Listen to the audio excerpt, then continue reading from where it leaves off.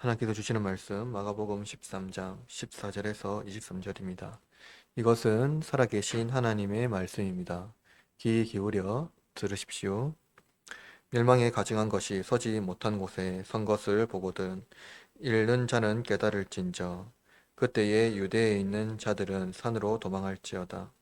지붕 위에 있는 자는 내려가지도 말고 집에 있는 무엇을 가지러 들어가지도 말며 밭에 있는 자는 겉옷을 가지러 뒤로 돌이키지 말지어다.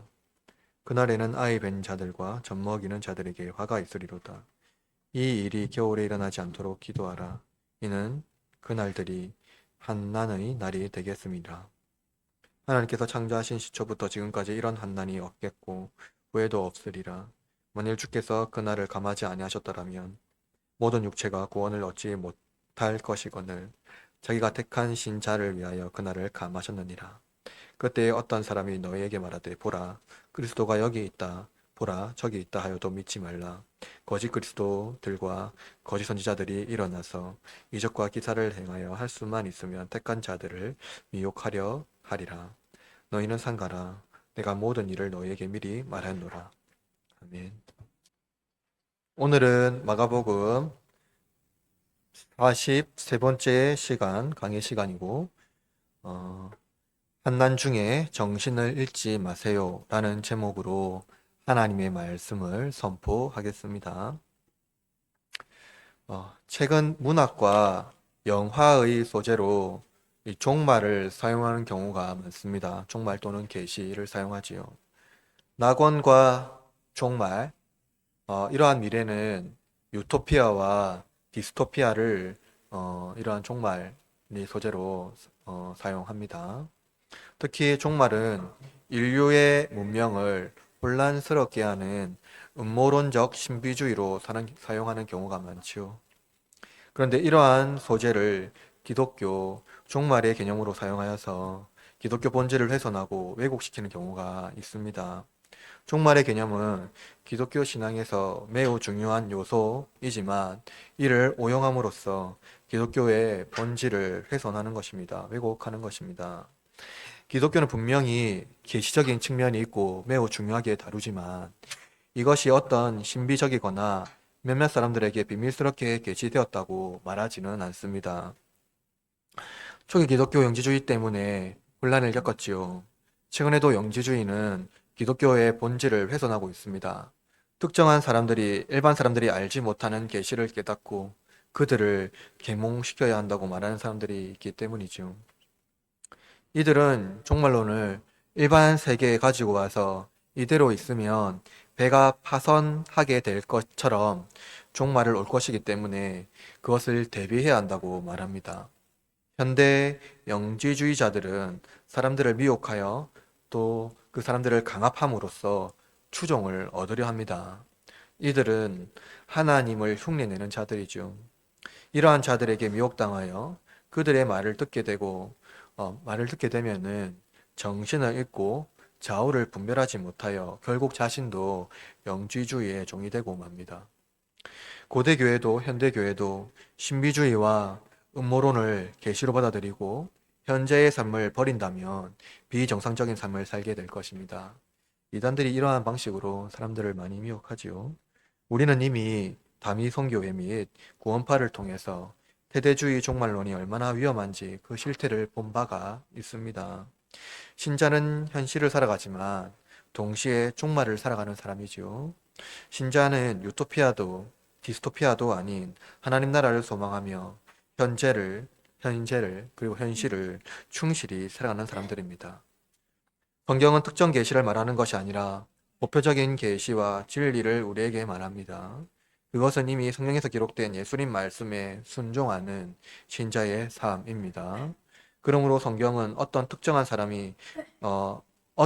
사람들의 성경 해석에 의존하라고 말하지 않습니다. 성경은 숨어 있는 뜻을 발견하고 특정한 지적 통찰력으로 진리를 발견할 수 있다고 말하지는 않습니다. 왜냐하면 성경은 밀교나 혹은 신비주의적인 해석을 말하지 않기 때문이지요. 성경은 보편적 진리입니다. 그렇기 때문에 종말에 대해서도 보편적인 현상으로 보아야 한다는 것이죠. 우리가 지난주에 살펴보았던 본문에서 설교를 통하여서 신비주의적인 계시의 측면이 아니라 실제로 종말에 그 하나님의 심판은 유대인의 그 1세기에 일어난 사건으로 봤죠. 그 1세기의 성전 파괴요. 그것이 하나님의 심판이라는 겁니다.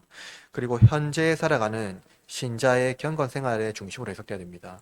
1세기에 일어난 하나님의 심판과 동시에 오늘날 살아가는 신자의 경건 생활로 봐야 된다는 겁니다. 그러므로 성경은 누구나 인정할 수 있는 진리의 말씀으로 선포돼야 됩니다. 누구나 인정해야 되는 진리의 말씀이라는 거죠.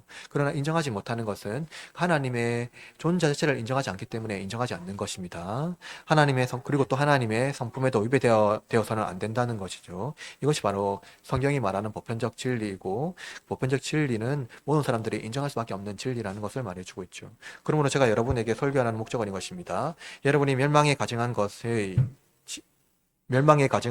지배를 당하여 환난 중에도 넘어지지 않고 말씀으로 늘 깨어 있어서 현실을 충성스럽게 감당하는 그리스도인이 되게 하려는 것입니다. 오늘 본문의 말씀을 통하여 참되고 보편적 진리를 듣고 믿음으로 고백하는 시간이 되기를 바랍니다. 첫 번째로 환난 중에 헛된 욕망을 따르지 마십시오. 지난주 우리는 환난을 견디는 제자도를 살펴보았죠. 환난을 견뎌라고 예수님께서 제자들에게 말씀했습니다.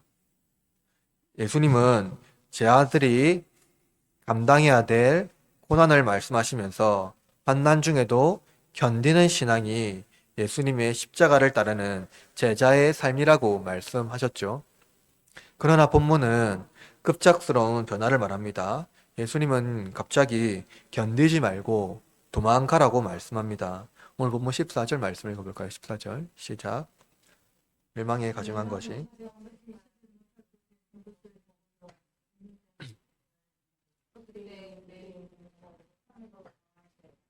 그렇죠. 급작스러운 전환은 뭡니까? 멸망에 가증한 것이 서게 되는데요. 그것이 이제 서게 되면 역사상 형언할 수 없는 대환란이 오게 된다고 말합니다. 그 인류 역사상에 있지 않았던 대환란이 온다는 거예요. 멸망이 가증한 것이 무엇이기에 역사상 설명할 수 없는 대환란을 가져왔을까요? 이것은 수수께끼 같고 아직도 명확하게 밝혀진 것이 없기 때문에 조심스럽게 살펴봐야 합니다. 이 본문은 마태와 누가에도 기록되어 있죠. 마태는 예수님이 다니엘서를 인용한 것을 기록하고 있고요. 누가 기록합니다. 그래서 다니엘은 구약이죠. 구약 성경입니다. 그리고 그 포로기 때 쓰여진 책입니다. 그걸 역사적으로 아시고 봐야 되는데요. 다니엘은 주전 167년 에피파네스가 그 시리아 지역에 있는 에피파네스, 이제 로마 제국의 시리아에 점령했던 그 다스렸던 에피파네스가 예루살렘을 침공하여서 당시 성전은 뭐죠? 수르바벨 성전이죠. 포로기 때 생겨졌던, 이거 아시죠? 세워졌던 성전을 침공해서 성전 안에 제우스 제단을 만들고 돼지 피를 뿌린 것을 이제 이 다니엘이 예언한 겁니다. 그리고 누가는 예루살렘이 군대에 포위되었던 기록을 하고 있습니다. 이제 포위됐던 기록이요. 이것은 또 헤롯 성전이 포위된 것을 말하고 있어요. 그렇다면 마가는 멸망에 가증한 것을 어떤 의미로 표현하고 있을까요? 마가는 먼저 멸망에 가증한 것이 서지 못할 것에 선 것을 보거든이라고 말하고 있어요. 선 것을 보거든. 이것은 뭡니까? 남성 분사죠. 남성 분사로 돼 있습니다. 그런데 가증한 것은 중성 명사예요. 그러니까 어떤 물건을 말할 때는요, 그 인격체로 보지 않잖아요. 그건 중성입니다, 중성. 그런데 남성이나 여성으로 봤을 때는 그건 인격체라는 거예요. 따라서 이것은, 그러니까 서지 못할 멸망에 가증한 것이 무엇이냐면은, 이것은, 우상인데, 어떤 남성 분사를 같이 가지고 있는 것을 보면은요, 이것은 인격적인 존재를 말하고 있는 거예요. 바울은 데살로니가 후서에서 멸망에 가증한 존재를 기록한 바가 있는데요. 데살로니가 후서 2장 3절에서 4절에 이렇게 말합니다. 들어보세요. 누가 어떻게 하여도 너희가 미혹되지 말라. 먼저 배교하는 일이 있고 저 불법의 사람 곧 멸망의 아들이 나타나기 전에는 그날에 이르지 아니하리니 그는 대적하는 자라 신이라고 불리는 모든 것과 숭배함을 받는 것에 대항하여 그 위에 자기를 높이고 하나님의 성전에 앉아 자기를 하나님이라고 내세우느니라. 그렇죠. 본문에 대하여 여러 가지 해석이 있지만 성경 전체의 문맥, 당시 사건에 그리고 하나님의 계시 측면을 본다면 이 바울이 말하는 것은 무엇일까요? 그건 적 그리스도겠죠. 적 그리스도입니다. 바울은 데살로니가 후서에서 이를 불법의 사람, 곧 멸망의 아들이라고 말해요. 그리고 하나님의 자리에 앉는 자라고 말하고 그건 뭡니까? 하나님을 흉내내는 자라고 말하고 있는 거예요. 마태가 언급한 다니엘서에는요, 이렇게 기록하고 있는데요. 다니엘 9장 27절에 이렇게 말합니다. 들어보십시오. 그가 장차 많은 사람들과 더불어 한 일의 동안의 언약을 굳게 맺고 그가 그 일의 절반에 제사와 예물을 금지할 것이며 또 포악하여 가증한 것이 날개를 의지하여 설 것이며 또 이미 정한 종말까지 진노가 황폐하게 하는 자에게 쏟아지리라 하였느니라 하니라 라고 말합니다. 제가 지금 다니엘서를 읽었는데 다니엘서에서 말하는 그 주어 그는 누구냐면요 에피파네스예요. 다니엘이 예언한 그가 다니엘이 예언한 에피파네스가 어떻게 했습니까? 성전에 와서 제우스 신당을 세우고 돼지피를 뿌렸다고 했잖아요. 그죠? 그래서 그 에피파네스가 한 일이 뭡니까? 성전 제사를 어떻게 했습니까? 금지시켜 버렸습니다. 사실 성전 제사를 그러니까 유대인들이 성전에 하나님께 드리는 예배를 못 드리게 한 거예요.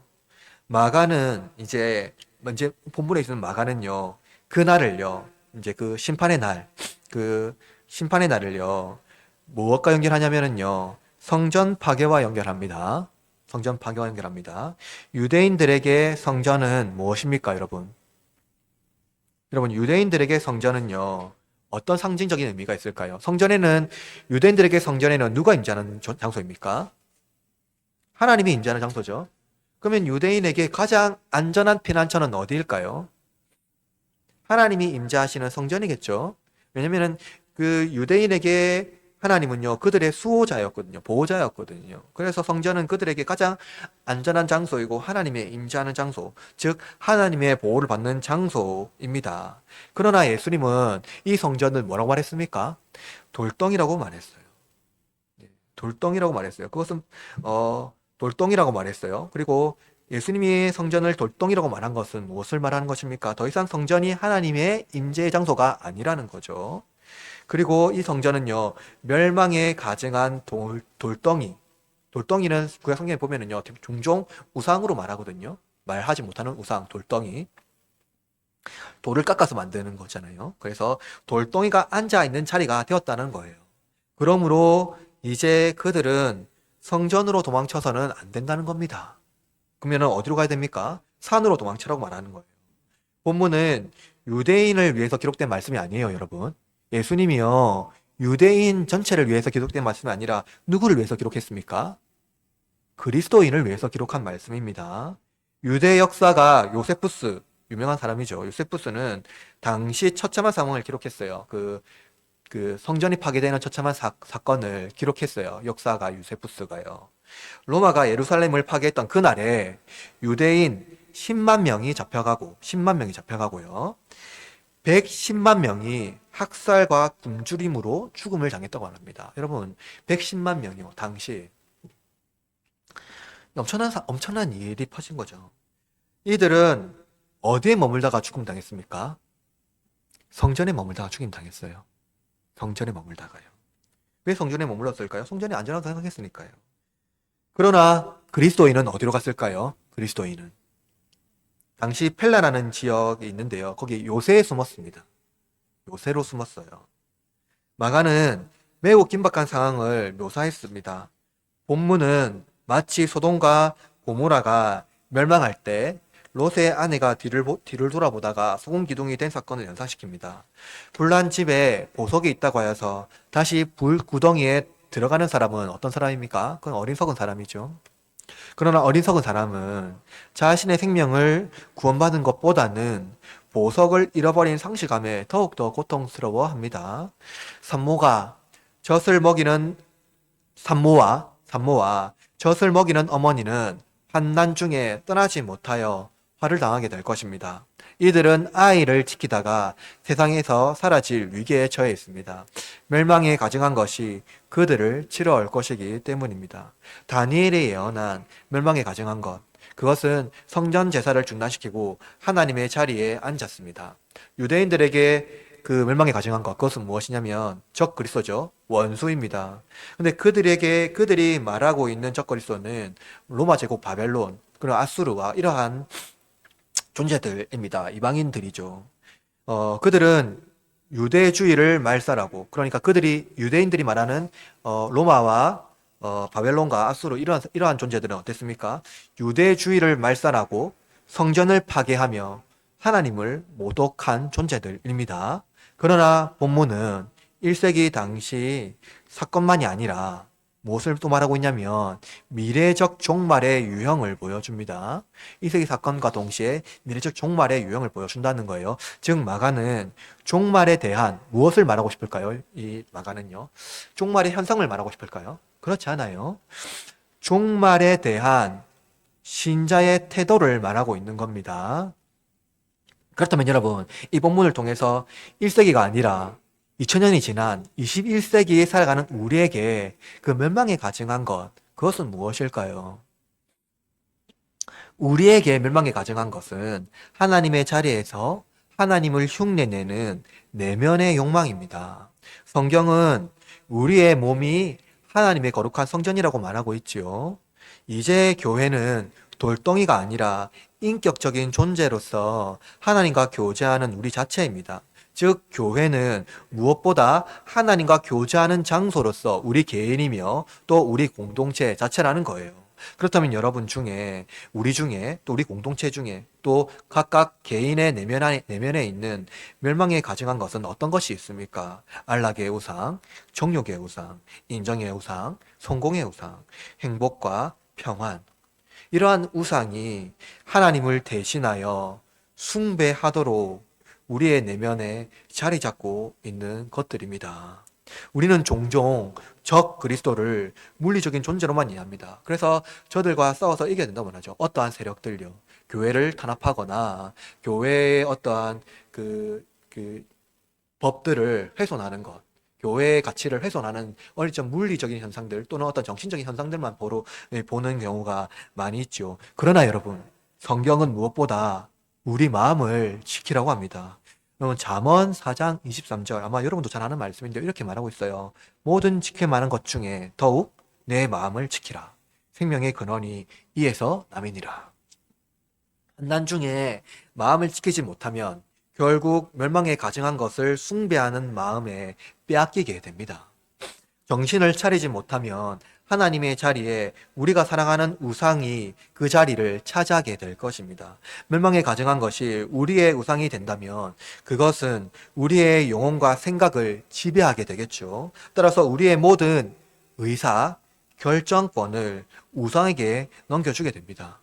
하나님보다 안락과 성취, 그리고 노후와 자녀 양육, 심지어 거룩한 일까지도 모든 의사 결정을 넘겨주게 될 것입니다. 지배당하게 된다는 거죠. 우리는 그것을 또한 뭐라고 말하냐면 이 시대의 성품에 따라서 그것을 지혜라고 말합니다. 그것이 지혜로운 방식이라고 말하고 있죠. 현대를 살아가는 여러분, 세상의 환난과 물리적 억압만이 아닙니다. 우리의 환난은 세상의 억압, 그러니까 물리적 억압, 어떠한 그러한 것들만 말하고 있는 것이 아닙니다.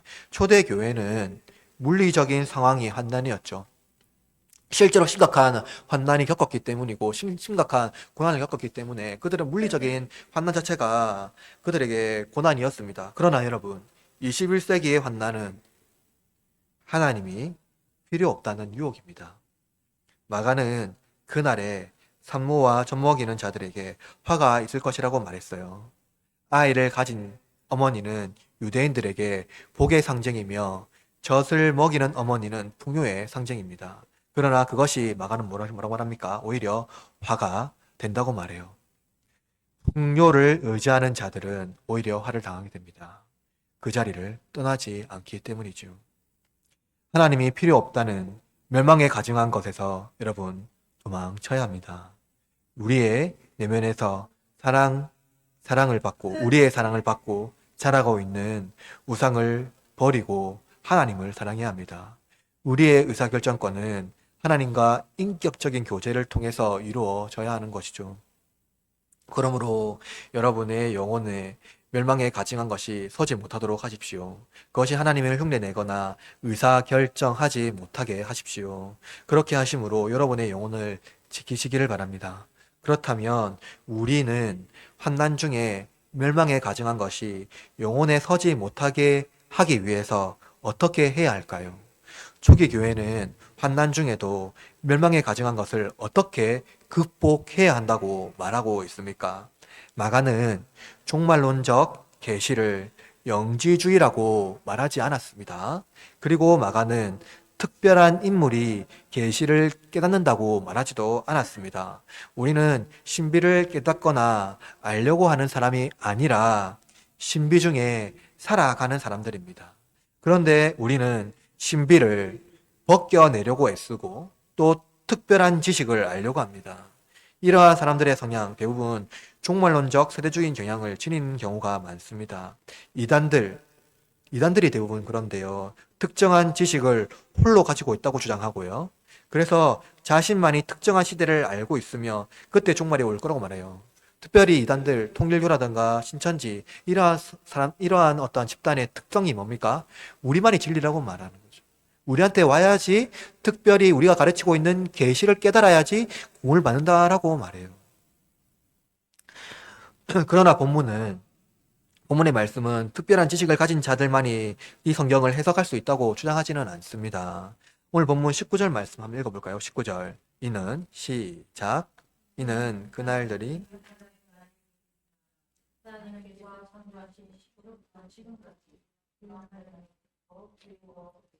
그럼 이 본문의 말씀을 보십시오.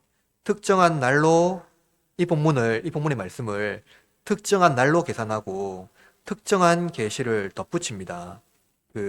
특별히 이단들이 그렇게 많이 해요. 특별한 날로 계산하고 특별한 계시를 덧붙여요. 왜냐하면 분명히 본문을 보면은요, 약간 좀 그런 경향이 있거든요. 본문에서 명확하게 형언할 수 없는 환난이 무엇이라고 말하고 있지는 않기 때문이에요. 무엇이라고 명확하게 이것이 무엇이다라고 말하지는 않아요. 그래서 본문의 종말론 사건을 당시 사건으로 보지 않고 완전히 미래적 종말로 보는 사람들이 있는데요. 그래서 그 사람들은 이 성경을 어떻게 해석하냐면 이 본문의 사건을 요한계시록에 기록된 7년대 환난과 맞추어 해석하는 경우가 있습니다. 7년대 환난을 현재 일어난 종말로 안 보고 진짜 완전한 미래적 종말로 이해하는 거예요. 그렇게 되면은요, 성경의 전체 문맥을 무시하고 문자만으로 해석할 때 종종 그렇게 해석하는데, 그렇게 되면은 구속사적인 의미를 벗어나게 해석할 수가 있습니다. 따라서 본문은 성경 전체의 문맥을 염두에 두고 당시에 일어난 사건과 미래적 종말의 유형으로 해석돼야 됩니다. 그러니까 현시에 일어난 사건만 보는 게 아니라 그것은 미래적 사건도 동시에 일어나는 유형의 사건으로 해석해야 된다는 거예요. 왜냐하면 19절은 환난의 날, 하나님께서 창조하신 태초부터 지금까지 이런 환난이 없었고 후에도 없으리라라고 말하고 있기 때문이에요. 그렇죠? 이것을 문자적으로만 해석한다면 그 환난을 중심으로 뭡니까? 단 일회성의 대환난이 있을 것이라고 해석할 수가 있어요. 단 일회적인 환난, 없었던 그 엄청난 환난이 딱 한 번만 있을 거라고 말하는 거죠. 그러나 성경을 읽어보면 종종 이러한 환난이 이후에도 없을 것이라고 말하는 경우가 종종 있습니다. 이런 말이 이 본문에만 말하고 있는 게 아니라 성경은 이런 말을 자주 사용했다는 거예요. 다니엘 12장 1절 이렇게 말해요. 큰 군주 미가엘이 일어날 것이요 또 환난이 있으리니 이는 개국 이래로 그때까지 없었던 환난일 것이며, 요엘서 2장 2절에는요 곧 어둡고 캄캄한 날이요 짙은 구름이 덮인 날이라 새벽빛과 산 꼭대기에 덮인 것 같이 이는 많고 강한 백성이 일어났습니다. 이와 같은 것이 옛날에도 없었고 이후에도 대대로 없으리로다. 에레미야 30장 7절 이렇게 말합니다. 슬프다 그날이여 그와 같이 엄청난 일이 없으리라. 출애굽기 9장 8절에 내일 이맘때면 내가 무거운 우박을 내리리니 애굽 나라가 세워진 그날로부터 지금까지 그와 같은 일이 없으리라. 이런 말씀들이 이 부분 말고 또 많아요. 그러니까 선지자는 당시의 사건을 두고 대환난 중에 이러한 일이 없을 거라고 말해요. 그러니까 선지자가 말하는 사건들 뭡니까? 미래적 종말이 아니라 당시 일어난 종말의 사건, 당시 일어난 어떠한 사건들을 두고 다시는 이러한 엄청난 사건이 없을 거라고 말하고 있는 거죠. 그러니까 마가가 말하고 있는 그 본문도요, 당시 사건을 두고, 엄청난 사건을 두고 말하고 있는 것과 같다는 겁니다. 그래서 성경은요, 종말을 말할 때 종종 급진적으로 표현하는 경우가 많아요. 이는 환난이 극심하다는, 그 환난이, 그 사건이 매우 엄청난 사건이라는 것을 표현하는 문학적 표현입니다. 그렇다면 본문을 성경 전체의 맥락과 구속사적 의미에서 어떻게 읽어내야 할까요? 헤롯 성전 파괴를 하나님의 심판으로 해석해야 한다는 겁니다. 성전체 문맥에서는. 그렇다면 이 심판 이후에 천년의 기간이 있다고 말하잖아요. 요한계시록이요. 심판 이후에 천년 기간이 있다고 말하잖아요. 그러면 이 천년의 기간은 무엇을 말합니까? 그것을 문자적으로 해석하지 않고 유형적으로 해석하는데요. 그리스도가 오시기 이전 현재적 의미로 해석된다는 거예요. 살아가는 모든 사건들에 해석된다는 겁니다. 왜냐하면 마가가 말하고 있는 핵심은요, 성전이 파괴되고 무엇을 말하고 있냐면 그냥 현상을 말하고 하는 게 아니라 신자의 삶, 그러니까 생존한 삶, 그러니까 이 성전이 파괴되고 이후에 바로 세상이 끝나는 것이 아니라 그런 이후에 어떻게 합니까? 그리스도인들이 살아내야 되잖아요. 어떻게 살아야 될지 그 삶에 대해서 말하고 있는 겁니다. 옛 삶이 끝나고 새로운 질서를 세워줘야 되는데 그 삶이 어떻게 세워져야 되는지를 말하고 있는 거예요. 지금까지 예수님의 가르침을 통해서 마가가 말하고자 하는 바를 우리가 해석해야 되겠죠. 마가가 말하고자 하는 것은 유대주의 메시아 사상은 무엇입니까? 누구를 죽음으로 내몰았습니까? 그리스도를 죽음으로 내몰았어요. 결국에는요. 유대주의 종교의 핵심인 성전은 어떻게 됐습니까? 거룩한 하나님의 임재가 아니라 무엇이 되었죠? 유대인의 우상인 그 유대주의의 우상이 버렸고요. 그 돌덩이가 되었다는 것을 말해주고 있어요. 결국에는요. 그래서 예수님은요, 옛 종교를 허물고 옛 방식인 율법을 어떻게 했습니까? 제거하고 새로운 삶의 방식과 새 교회를 세우실 것을 말씀하고 있는 거예요. 성경 전체의 문맥을 보고 예수님 말씀과 바울이 말한 것, 그리고 성경 전체의 문맥을 보면은요, 옛 종교를 파괴하고요, 새로운 질서를 세우는데 옛 종교가 없어지고 새로운 성전, 곧 새로운 질서를 세우는 것을 말하고 있는 겁니다. 따라서 이 대환난은 옛 종교에 대한 심판이고요, 동시에 미래적 종말에 대한 대표적인 말씀입니다. 예수님은 옛 종교와 옛 율법에서 유대인들을, 그리고 유대인 중에 이제 그리스도인들을 새로운 삶의 방식으로 초대합니다. 동시에 우리를 어떻게 합니까? 옛 구습에서 벗어나 새로운 삶의 방식으로 초대하는 것이죠. 예수님은 우상이 가득한 성전에서 나오셨습니다. 그리고 성전을 파괴하듯이 우상이 가득한 우리의 자아도 파괴하십니다. 욕망에 이끌리는 우리의 옛 구습을 제거하고 더 이상 그것이 우리의 의사결정을 이끌지 못하도록 하십니다. 그러니까 예수님의 심판은 성전 파괴와 같이 오늘날 21세기 살아가는 우리의 사건을 두고 보면 우리의 가지고 있는 옛 본성들, 옛 구습들, 옛 종교들을 어떻게 합니까? 없애버리고 새로운 사람이 되게 하는 거예요. 교부들은 이것을 세례로 보았습니다. 세례를 통해서 완전 새로운 사람이 된다라고 보았던 것이죠. 바로 이것이 하나님의 심판이에요. 그래서 교부들은요, 하나님의 심판, 세례를 받을 때 하나님의 심판을 선고하는데 그것은 무엇이냐면요, 사탄 마귀를 벌하는 거예요. 그걸 구마의식이라고 했거든요. 이것은 초대교회 성도뿐만 아니라 모든 인류가 현재를 무시하는 방종의 삶, 그리고 다음 생에 기회가 줄 것이라는 잘못된 방식에 빠지지 않고 지금 살아있는 삶을 귀하게 여기고 최선을 다하는 삶을 살게 합니다. 또한 한 번뿐인 인생을 즐기며 살자는 말씀에 그 말씀도 성경에 부합하지 않지요. 그들은 인생을 자기 것이라고 생각하지요. 그러나 그래서 그들은 하나님이 없이도 행복할 수 있다고 말합니다. 왜냐하면 인간은 하나님의 도움이 없이도 충분히 살아남을 수 있다고 생각하기 때문입니다. 최근 과학기술의 발전으로 인류는 우주의 타운을 설계하고 지하 세계를 건설하거나 혹은 심해의 도시를 개발하는 여러 가지 계획을 가지고 꿈꿉니다. 심지어 의료의 발전은 불사를 기대하게 하지요. 영원히 살 수 있는 것을 기대합니다. 그러나 이러한 생각은 하나님의 심판까지도 인류의 능력으로 극복할 수 있다는 환상을 심어줍니다. 그러나 인류는 멸망에 가증한 죄 때문에 노아의 홍수, 소돔과 고모라의 심판, 전쟁과 기근 등 하나님의 심판을 자처하게 될 것입니다.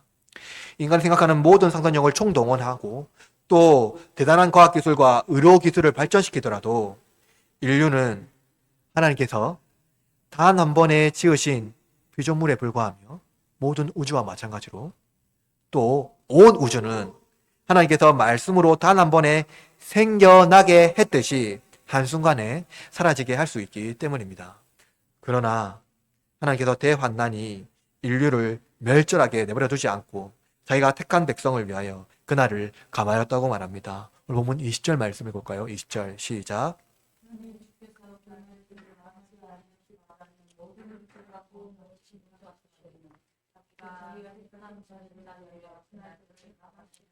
만약 하나님께서 환난 중에 육신을 가진 인간이 받아야 할 일들이 지속되었다면 그 하나님 심판 중에 견딜 육체가 없을 것입니다.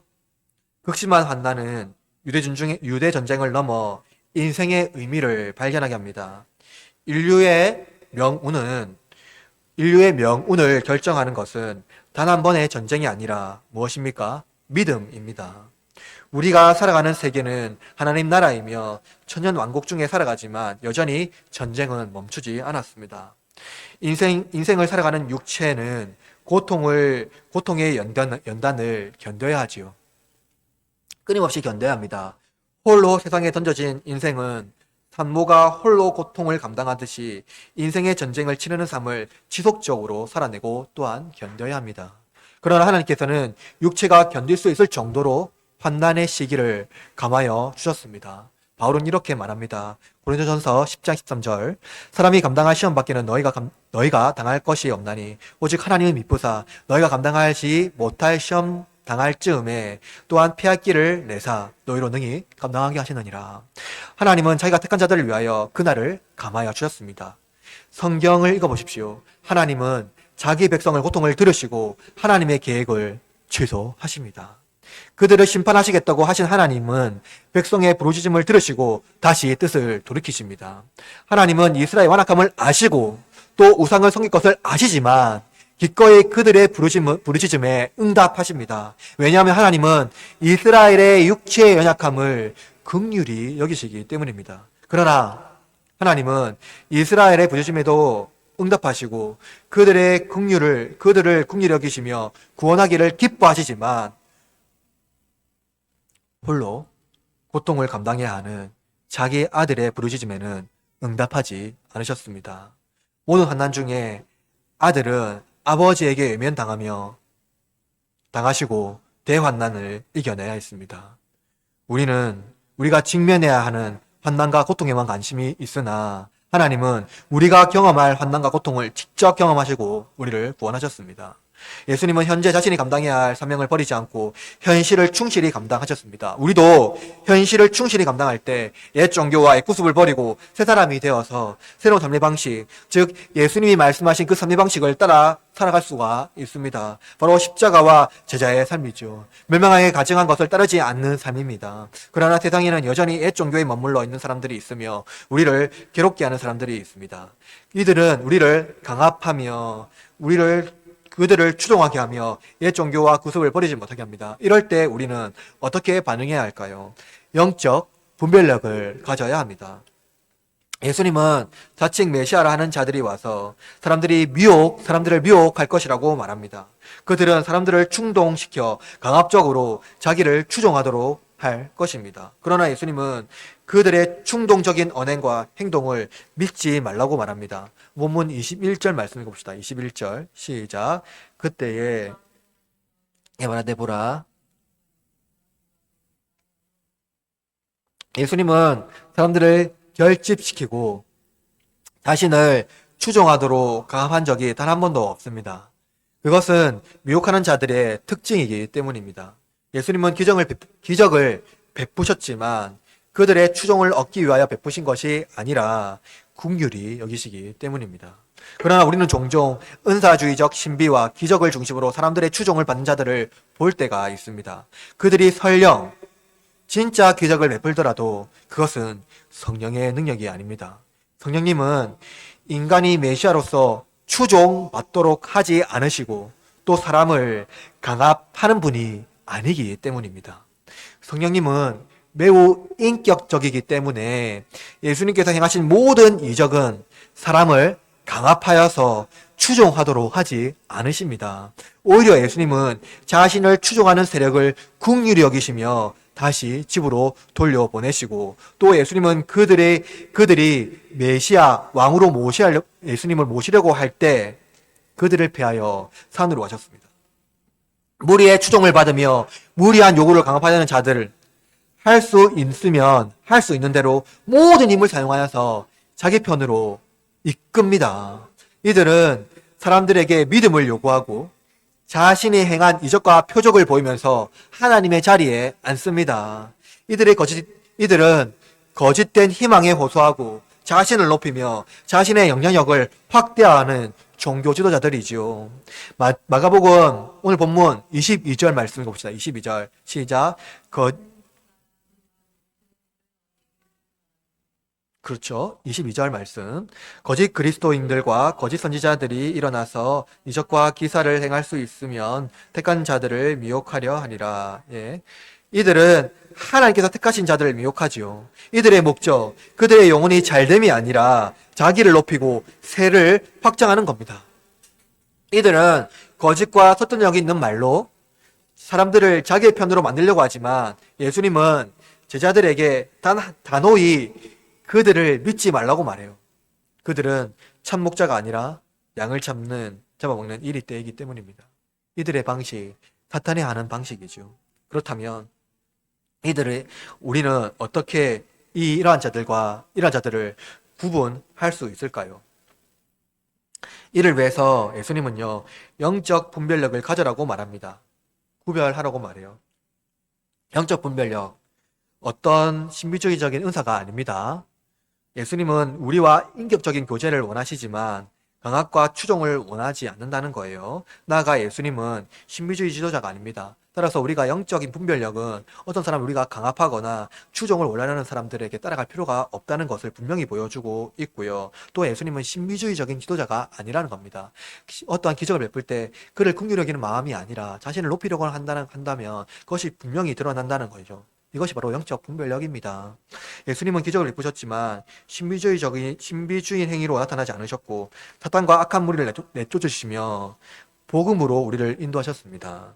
특별히 예수님께서 다시 오시는 시와 때 누구도 알 수 없지요. 예수님께서 오시는 날 누구도 알 수 없습니다. 그분은 도적같이 오십니다. 그러나 오실 때 아무도 모르게 슬그머니 오지 않는다는 거예요. 마치 우주에서 거대한 행성이 떨어지는 것을 지구에 있는 모든 사람이 보는 것과 같이 예수님은 하늘 구름을 타고 천군천사와 함께 모든 이들이 보는 앞에서 오실 것이라는 겁니다. 그러므로 거짓 그리스도와 선지자들을 아무리 미혹한다 하더라도 그들이 하나님의 아들이 아님은 분명합니다. 참된 신자는 거짓 그리스도의 메시지를 믿지 않습니다. 그들이 할 수 있는 모든 것을 동원하더라도 믿지 않습니다. 왜냐하면 어리석은 자들은 징조와 표적을 구하지만 참된 신자는 말씀을 믿기 때문입니다. 오늘 본문 23절 말씀 읽어볼까요? 시작. 너희는 상가라. 예수님은 상가라는 말씀을 해요. 이 말씀은 뭐냐면요. 주의를 기울이라, 계속 지켜보아라 라는 말씀입니다. 즉, 정신을 바짝 차리고 지켜보라는 거예요. 이것은 신실하게 분별을 가지고 있으라는 말입니다. 한순간도 놓치지 말라는 거예요. 예수님은 선자들에게 경고하면서 깨어있으라 하신 말씀, 그 근본적인 이유는 예언이나 징조를 구하지 말고 현재 예수님 말씀에 순종하라는 것입니다. 예수님 말씀을 깨어서 들으라는 겁니다. 예수님께서 성전 파괴를 예언하실 때 여자들은 징조를 알려달라고 하셨고 바리새인과 서기관들도 표적을 구했습니다. 그러나 제자의 길은 징조와 예언을 구하는 것이 아니라 현재의 삶과 충실히 현재의 삶을 충실히 순종하기 위해서 깨어 있는 것을 말하고 있죠. 예수님은 겟세마네에서 졸고 있는 제자들이 깨어있기를 원하셨고 말씀이 그들의 영혼의 생명력이 넘치도록 이끌기를 원하셨습니다. 예수님은 제자들에게 말씀을 경홀히 여기지 말고 깨어있으며 영적으로 둔해지지 말라고 않도록 경계하라고 말씀합니다. 제자들은 기적이나 표적을 따르는 것에 전신을 빼앗겨서는 안 되고 고난을 충실히 따르며 말씀에 순종하는 제자의 길을 걸어가야 합니다. 그러나 우리는 고난이 오면 신비적인 힘에 의지할 때가 많습니다. 우리는 우리의 내면에 고난과 환난을 감당할 힘이 없기 때문이죠. 미신에 기대어 넘어가거나 또는 운명으로 받아들이는 경우가 있습니다. 대부분 고난을 당하기 위하여, 그러나 대부분 고난을 당하지 않기 위하여, 고난이 임했을 때 고난을 당하지 않기 위하여 합리적으로 피하려고 하는 경우가 많죠. 안락의 우상이 우리를 지배하기 때문입니다. 그러나 안락의 우상과 멸망에 가정한 것이 우리를 지배하려고 할 때 예수님은 그 안락의 생활에 있지 아니하시고 하늘에서 내려와서 이 땅에서 우리를 대신하여서 친히 십자가를 짊어지셨습니다. 우리는 안락한 삶을 위하여 환난, 고난을 조용히 넘어가려고 하지만 예수님은 우리에게 샬롬을 주기 위하여, 평안을 주기 위하여, 안락을 주기 위하여 예수님은 안락한 삶을 포기하고 안락한 인생을 포기하고 고난을 당하셨습니다. 예수님은 자기 십자가를 제자들에게 말씀하셨고 또 제자들은 그리스도의 이름으로 당할 고난을 예수님께서 제자들에게 말씀하셨습니다. 그러나 그리스도의 이름을 믿지 않는 자들은 징조와 표적을 구하죠. 이제 여러분, 징조와 표적을 구하지 마십시오. 깨어 있으십시오. 여러분의 영혼에 있는 멸망에 가정한 것을 제거하고 옛 종교와 옛 율법을 깨어 부수기를 바랍니다. 그리하여서 충실하게 제자의 삶을 살아내길 바랍니다. 우리는 지금 현실을 살아가는 세계 속의 시민이며 동시에 미래의 소망을 두고 살아가는 그리스도인입니다. 우리는 말씀을 의지하며 순종합니다. 지금 이 순간을 회피하지 않고 믿음으로 극복하는 삶을 살아내야 합니다. 그러므로 그리스도의 이름으로 얻는 고난을 하나님의 영광으로 여기며 기쁨과 감사로 감당해야 합니다. 하나님의 아들은 하나님의 아들의 고난에 침묵하셨지만 우리의 고난에는 침묵하지 않으십니다. 아들이 먼저 우리의 고난을 모두 감당하셨고 이제 아들이 우리의 기도를 먼저 들으시고 아버지께 말씀하시기 때문입니다. 이것이 얼마나 큰 위로가 됩니까? 아들은 우리의 고난을 조금도 빠짐없이 당하셨습니다. 그가 우리의 고난을 다 아시기 때문에 우리가 부르짖을 때 아버지께 말씀하십니다. 이제 우리는 예수님 덕분에 환난 중에도 정신을 바짝 차리고 깨어서 멸망에 가정한 것이 우리를 지배하지 못하도록 할 수 있습니다. 그것이 우리의 의사결정이 되지 못하도록 우리는 깨어서 말씀 가운데 순종하며 살아갈 수가 있게 되었다는 것입니다. 그러므로 여러분, 오늘 우리는 말씀을 통해서 멸망에 가정한 것이 성전에 세워지는 날 하나님의 심판이 임할 것을 살펴보았습니다. 유대인의 성전이 파괴되었고 그들이 원하는 메시아는 오지 않았습니다. 오히려 그들은 예수님을 죽였습니다. 그러나 예수님은 옛 종교와 율법이 가득한 성전을 허무시고 우리의 영혼에 새 성전을 세우십니다. 멸망에 가정한 것이 세워진 성전이 허물어지듯이 여러분의 옛 자를 허무시길 바랍니다. 이제 새로운 삶의 방식으로 정신을 바짝 차리고 살아가십시오. 우리는 표적을 구하는 자들이 아니라 예수님께서 우리에게 하신 말씀을 믿으며 순종하는 사람들입니다. 이제 우리는 우리의 영혼의 안락을 추구하는 모든 세력을 멀리하고 고난 중에 복음의 삶을 살아가도록 결단합시다. 먼저 우리는 마음을 우상에게 빼앗기지 않도록 성령님의 도움을 구하십시오. 그리고 징조와 표적을 구하지 않고 현실에 맡겨진 삶을 최선을 다하며 살아가십시오. 정신을 바짝 차리고 깨어서 말씀에 순종하는 삶을 살아가시기를 바랍니다.